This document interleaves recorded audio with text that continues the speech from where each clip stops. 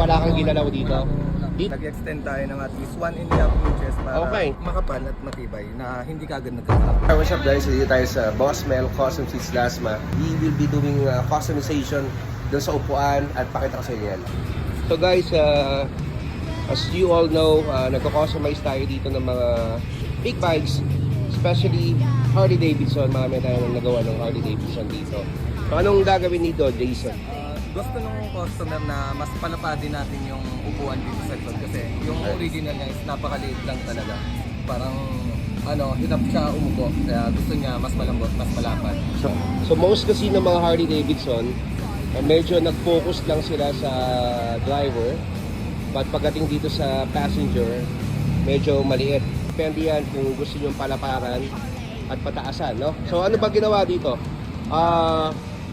Lapad lang. Okay pa to, wala kang ginalaw dito? Dito wala pa. May ginalaw na po ako dito. Frame niya sa ilalim, dinagdagan natin siya. Alright. So dinagdagan mo yung frame sa ilalim. Paano ba yan? Ito yung original niya. Tapos, Wow, nice.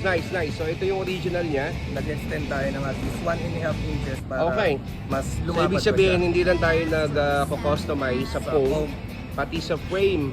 So anong material lang ginamit mo rito? at matibay na hindi kagad nagkakrak. Okay, solid no. So parang stock na rin siya ng frame.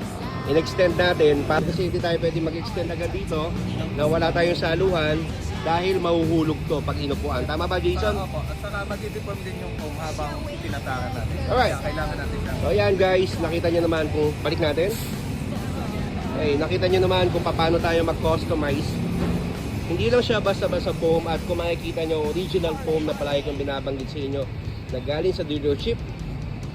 At not only that, hindi tayo basta-basta nagsalpak lang ng foam, pati yung frame dinagdagan natin. Abangan nyo guys ang balot na gagawin dito later on, but for now, of course, pinakita muna sa inyo kung gaano tayo kalupit pagdating sa pag-extend ng foam or pag-customize ng foam. Thank you so much, Jason. Alright.